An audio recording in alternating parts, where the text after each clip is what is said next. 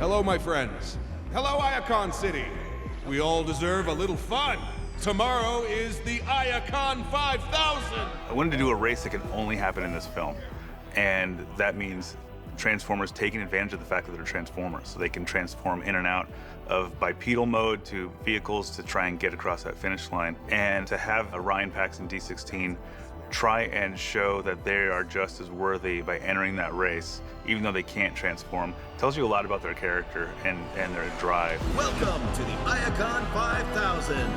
There they are. Put your hands together as today's competitors are taking the field. It's kind of the first big action thing we have in the film, and that kind of also sets up their bonding, their friendships, and then, you know instantly that they'd do anything to help each other. They're bonded friends. Orion Pax, he was a minor bot that was basically passed over by society and was seen as disposable, and this was his chance to prove everybody wrong. And so there was a lot of excitement, a lot of fun, a lot of action in that sequence. On your marks.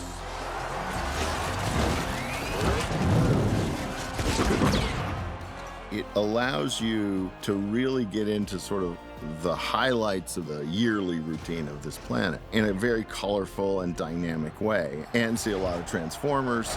We took inspiration from Formula One, so it was kind of interesting to explore what would obviously be the ultimate sporting event for a bunch of Cybertronian bots to go and watch. I can't believe we get to watch from the starting line. The best seats in the house. Why'd you bring jetpacks? So then we had the challenge of designing a race where two robots that couldn't fly, couldn't roll, didn't have the ability to transform, could somehow keep up with real Transformers who could do all of those things. It's time to show them we are more than meets the eye. Oh, no. We had to create this amazing world that had to fit in conjunction with the Iacon 5000. So we followed them from the very beginning of that starting line through different parts of Iacon City. At storyboard phases, we're all a little bit overwhelmed by it, I have to be honest, thinking, how are we going to get this done? It's the crowds, it's the transformations of the characters, it's the transformations of the environments, it's the epic number of performances that we've got within the scene, it's the sheer volume of the city. It took quite some time in production, but you just break it down and move through it, and the end result speaks for itself.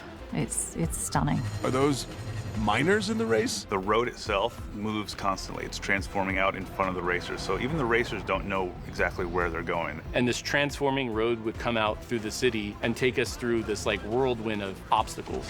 The production of the race in Transformers 1 was really hard. The filmmakers and the writers and Josh had a lot of creativity. Even our previous camera department, the art department, they're like, wow, we can do anything. Josh wanted us to just brainstorm out obstacle design. So we did bridges, we made narrow corridors of buildings so you can feel that speed. We added EMP cannons that are shooting at the racers. It was important that this race felt fast all the time, making sure that the pattern in the road had a repeatable look to it, so we really get a sense of the speed. I can't believe we're not in last. Suddenly the road will stop and they have to free fall down 20 stories down into the next part of the race. And then also sparks help a ton. Somebody gets hit and the sparks get left behind, so you get a really sense of how fast they're moving. We really tried to throw everything possible at these racers. We actually used obstacle course races as a guide of what can we do, where you do multiple things in the same race. We were looking at visual live action references of that, so the board artist would take an idea and go off with it. We had to storyboard the whole thing and then craft this in editorial to a place where it was manageable for ILM and our head of layout, Chris Batty. I would say we employed a lot of experimentation. There were a lot of different versions. As the story evolved, it kind of needed to do several different things. We tried to just experiment and play around with what this sort of fantastical sci-fi race can be. And so we played with different road types, we played with different obstacles. And then getting all these different ideas into the Avid, and then me and my team, we'd all work hard on trying to build it. Once we got into sort of the animation and each of the characters transforming, it was just complex all over the place. The choreography of everything, and for it to cut in a nice pace, also presented its challenges. They go through a tunnel. There's like crashes that happen. There's like this open and closing door, which actually like Swiss cheeses some of the characters to death. We did a lot of brainstorming to sort of figure out what was the alchemy, what was the perfect science and balance to make sure that all those pinnacle points are being reached inside the race. And the last thing we pitched was this final obstacle with magnets. It was almost like a pure action movie. We were just trying to show speed and dynamics through the whole thing. But towards the end, I think we kind of got a little bit more objective, because what we wanted to do is show both of them in the same shot at the same time a lot more, especially when they're trying to navigate that very last obstacle, because they're working together. Because you really want to track them, track what's happening to them. Are they helping each other during the race?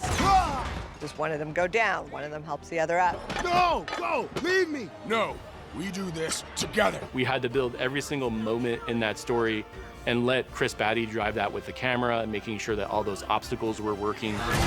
It was the biggest sequence in our movie. We have a winner! It definitely was an adventure putting that sequence together. Well, second place is still pretty good.